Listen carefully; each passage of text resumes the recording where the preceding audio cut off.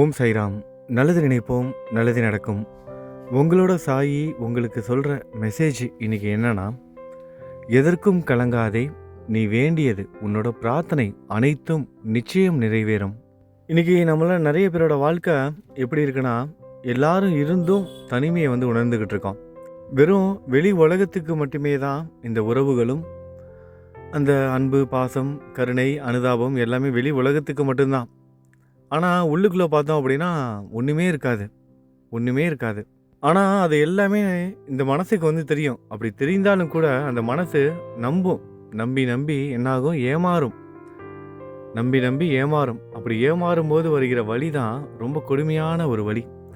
இருக்கிறதுலையே நம்ம நம்பி அது இல்லை அப்படின்னு நினைக்கும் போதும், நம்மளை நம்புகிறவங்களே, அதாவது நம்ம நம்புகிறவங்களே நமக்கு ஆதரவாக இல்லாமல் இருக்கிறதும், அந்த வலியை உணர்ற அந்த ஒரு தருணம் இருக்குது பாருங்கள், ரொம்ப ரொம்ப கொடுமையானது. ஆனால் ஒரே ஒரு விஷயம் மட்டும் நீங்கள் நல்லா யோசிச்சு பாருங்களேன்.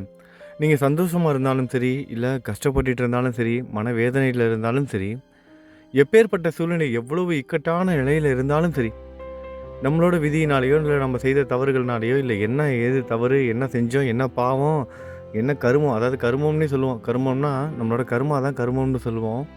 என்ன கருமம் பண்ணேனே தெரியல எனக்கு அப்படின்னு சொல்லுவோம். அதாவது இந்த ஜென்மத்தில் நம்ம எப்படி ஒன்றும் தப்பே செய்யலையே அப்படின்னு, பூர்வ ஜென்ம பாவமா இல்லை என்ன எதுன்னு தெரியாமல் கஷ்டப்பட்டுட்டு இருந்தால் கூட,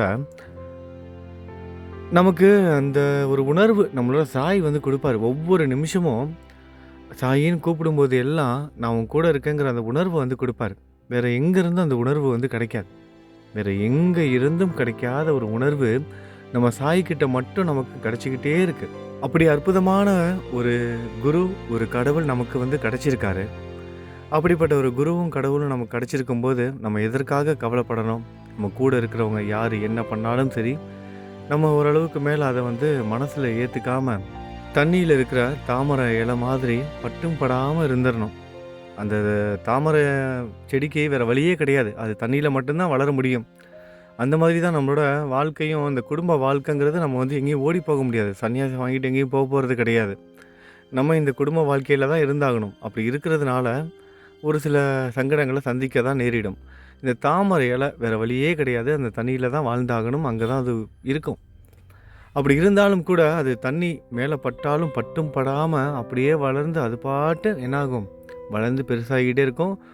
அழகான தாமரை பூவையும் நமக்கு கொடுக்கும்.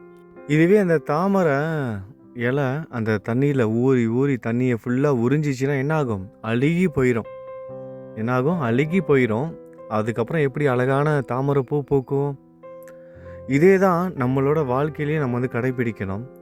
ஒரு அளவுக்கு மேலே இந்த பற்றுதல் இருக்கவே கூடாது. அந்த பக்குவத்துக்கு நம்ம வந்துட்டோம் அப்படின்னா, நம்மளோட உறவுகள் யார் என்ன பண்ணாலும் நமக்கு பெரிய ஏமாற்றமாக இருக்காது. யாரும் எந்த ஒரு நேரத்துலையும் நமக்கு முழுவதுமாக நமக்கு பிடிச்ச மாதிரியே இருக்க மாட்டாங்க. ஏதாவது ஒரு சூழ்நிலையில் நமக்கு எதிராக அவங்க பேசுகிறதுக்கான வாய்ப்பு இருக்கும். இல்லைனா யாராவது பேசுவாங்க, அவங்க வாய் மூடிக்கிட்டு கேட்டுகிட்டு இருப்பாங்க. நமக்காக ஆதரவாக பேசலையே அப்படிங்கிற அந்த ஒரு சூழ்நிலையும் ஏற்படும் போது நமக்கு அந்த ஏமாற்றம் இருக்காது. அதே மாதிரி தான் இந்த உதவிகளும். இந்த உதவியெல்லாம் நம்ம இவங்க செய்வாங்க, அவங்க செய்வாங்கன்னு நம்ம யார் யாரையோ எதிர்பார்த்து காத்துக்கிட்டு இருப்போம். ஆனால் நம்மளோட சாய் இருக்காரு பாருங்க, எங்கேருந்து அவர் உதவியை அனுப்புவாருன்னே நமக்கு தெரியாது. சம்பந்தமே இல்லாத ஒரு நபர் நம்மளுக்கு உதவியை செய்து நம்மளோட வாழ்க்கையவே தலைகீழாக மாற்றிடுவார். முடியவே முடியாதுங்கிற பிரச்சனையை கூட ஒரு நிமிஷத்தில் முடிச்சு வச்சிருவார். தீர்க்கப்படாத சிக்கல்களே கிடையாது, தீர்த்து வச்சிருவார். நம்மளோட உண்மையான அன்பை புரிஞ்சிக்காத உறவுகளுக்கு புரிய வைப்பார். நம்மளோட உண்மையான குணத்தை அவங்களுக்கு புரிய வைப்பார். அந்த மாதிரியான சூழ்நிலைகள் உருவாகும். அதே மாதிரி தான் ஒவ்வொருத்தரும் இந்த வாழ்க்கையில் நினைக்கிறது என்னென்னா, ரொம்ப ஆடம்பரமான வாழ்க்கை இல்லைனாலும் பரவாயில்ல, நான் வாழ்கிற இந்த சொசைட்டியில் நான் தலை குனிஞ்சு வாழக்கூடாது, தலை நிமிர்ந்து வாழணும், எந்த காரணத்திற்காகவும் உதவின்னு யாருக்கிட்டேயும் போய் நிற்கக்கூடாதுன்னு எல்லாரும் விரும்புவோம். அதில் நீங்கள் நான் யாருமே விதிவிலக்கு கிடையாது, எல்லாருக்கும் அதே தான். யார் கிட்டேயும் போயிட்டு எந்த ஒரு உதவியும் கேட்டக்கூடாது அப்படின்னு நினைப்போம். ஆனால் அப்படி நினைக்கிறீங்க அப்படின்னா உங்கள் சாய்கிட்ட மட்டும் உதவியை கேளுங்க. நீங்கள் அவர்கிட்ட கேளுங்க, தாராளமாக கேளுங்க. நம்ம சாய்க்கு தெரியும் உங்களுக்கு என்ன வேணுங்கிறது அவர் செய்வார். இருந்தாலும் கூட நீங்கள் உரிமையாக கேளுங்க. ஒரு குழந்தை ஒரு அம்மாக்கிட்டேயும் அப்பாக்கிட்டேயும் கேட்கும் பாருங்கள், அந்த உரிமையோடு கேளுங்க. ஒரு சில நேரத்தில் நம்ம அப்பா அம்மா என்ன பண்ணுவாங்க, கொஞ்சம் நம்மளை பொறுமையை காக்க வைப்பாங்க. நம்ம அழுவோம்.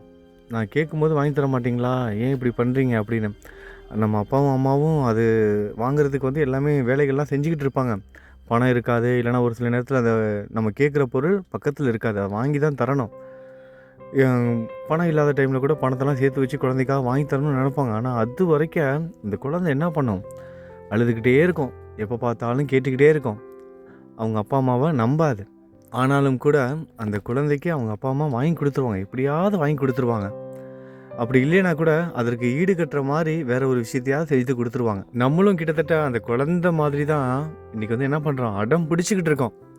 அடம் எப்படின்னா தினைக்கும் அழுகிறது, அழுதுகிட்டே இருக்கிறது. சாயி நான் கேட்டேனே, என்னாச்சு என்னாச்சு என்னாச்சு என்னாச்சுன்னு தினைக்கும் அழுதுகிட்டே இருக்கோம். நம்ம அந்த குழந்தைக்கும் நமக்கும் என்ன வித்தியாசம் இருக்கு?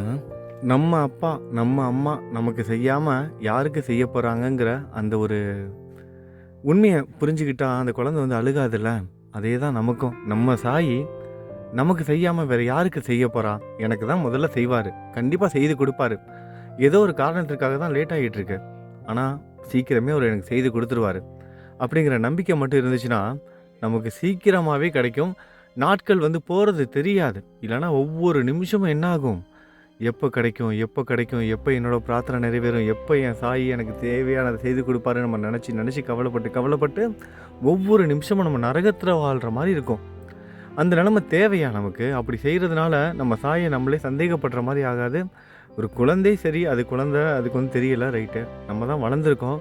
ஏற்கனவே நம்ம சாய் நமக்கு எவ்வளவோ நல்லதெல்லாம் செய்திருக்காரு. அது எல்லாமே நமக்கு தெரிஞ்சிருந்தும் கூட இந்த மாதிரியான ஒரு எண்ணத்தோடு இருக்கிறது எவ்வளோ பெரிய தவறு இல்லை? இந்த தவறை நம்ம செய்து யாருக்கு என்ன கஷ்டம்? சாய்க்கு கஷ்டமா? அவருக்கு கிடையாது, நமக்கு தான் கஷ்டம். இன்னும் ஒரு சில பேர் எப்படின்னா அவங்களுக்கு வந்து புலம்பியே ஆகணும். இன்றைக்கி வந்து பிரார்த்தனை பண்ணால் அது வந்து புலம்பியே ஆகணும், இல்லைனா அழுதே ஆகணும், இல்லைனா அந்த பிரார்த்தனையெல்லாம் அவங்களுக்கு நம்பிக்கையே இருக்காது. ஒரு சாமி கும்பிட்ட மாதிரி அவங்களுக்கு ஃபீலே இருக்காது. அழுதே ஆகணும். சந்தோஷமாக சாமி கும்பிடணும். நம்ம சாமி நமக்கு கொடுக்க போதுங்கிற நம்பிக்கையோடு நம்ம சாமிக்கிட்ட கேட்கணும். சாமி செய்துருவாருங்கிற நம்பிக்கையோடு தான் நம்மளோட பூஜையும் இருக்கணும். நம்ம செய்கிற வழிபாட்டிலேருந்து நைவேத்தியம் படைக்கிறதா இருக்கட்டும், விளக்கேற்றுறதா இருக்கட்டும், எல்லா நேரத்துலையும் நம்ம சந்தோஷமாக தான் செய்யணும். அந்த அளவுக்கு நம்பணும்.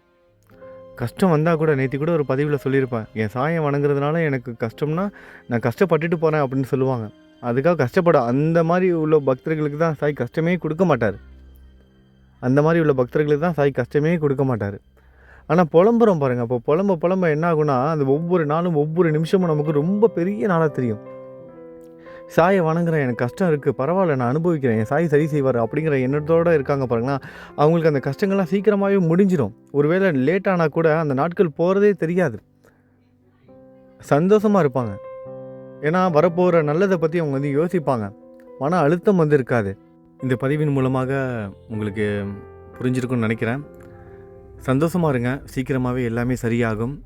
இந்த பதிவின் மூலமாக சாய் உங்களுக்கு சொல்கிற மெசேஜ், எதற்கும் கலங்காதே, நீ வேண்டியது அனைத்தும் நிச்சயம் நிறைவேறும். நம்பிக்கையோடு இருங்க, எல்லாமே நல்லதாகவே நடக்கும். இன்றைக்கி நம்ம சாய் குடும்பத்தில் யார் யாருக்கெல்லாம் பிறந்த நாள்னு பார்த்துடலாம். சாய் ரோஹித் குழந்தைக்கு 4வது பிறந்த நாள்.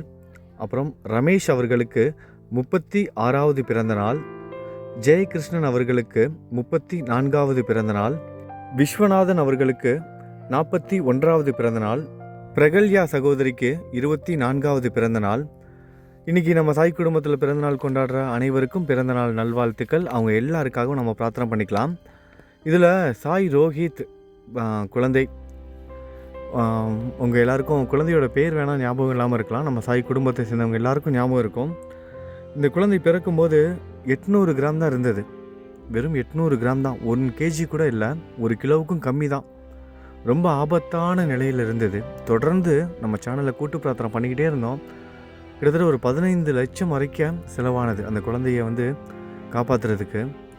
அவங்க அம்மா அப்பா 2 பேரும் ரொம்ப போராடினாங்க. நம்ம சாய் குடும்பத்தோட சார்பாக கூட, நம்ம சாய் மோட்டிவேஷன் சேனல் சார்பாக நம்மளால் முடிஞ்ச ஒரு சின்ன உதவியும் செய்தோம் அந்த டைமில். இப்படி பல உதவிகள், பல பிரார்த்தனைகள் எல்லாம் சேர்ந்து அந்த குழந்தை வந்து நலமோடு இன்றைக்கி வந்து வளர்ந்து வந்துக்கிட்டு இருக்கு. சாய் ரோஹித் 4வது பிறந்தநாள் கொண்டாடுது அந்த குழந்தை. சாய் ரோஹித் குழந்தைக்கு நம்ம எல்லாரும் வந்து பிரார்த்தனை பண்ணிக்குவோம். நம்ம சாயோட குழந்தை, நம்ம சாய் குடும்பத்தோட குழந்தை. அவங்க அப்பா, அம்மா ரொம்ப கஷ்டப்பட்டு அந்த குழந்தைய வந்து காப்பாத்தியிருக்காங்க. அந்த குழந்தை பெரிய ஆளா வளர்ந்து, அவங்க அப்பா, அம்மாவுக்கு பெருமை சேர்க்கிற வகையில அந்த குழந்தையோட வாழ்க்கை வந்து அமையணும். அவங்க அந்த குழந்தை மட்டும் இல்லாம பிரகல்யா, விஸ்வநாதன், ஜெயகிருஷ்ணன், ரமேஷ் அவங்களுக்கும் நம்ம சாய் குடும்பத்தோட சார்பா பிறந்தநாள் வாழ்த்துக்கள். அவங்க எல்லாருக்காகவும் நம்ம இன்றைக்கி பிரார்த்தனை பண்ணிக்கலாம். அப்புறம் உங்களுக்காக, எனக்காக நம்ம எல்லாருக்காகவும் பிரார்த்தனை பண்ணிக்கோங்க. எல்லாமே நல்லதாகவே நடக்கட்டும். நல்லது நினைப்போம், நல்லதே நடக்கும். ஓம் சாய்ராம்.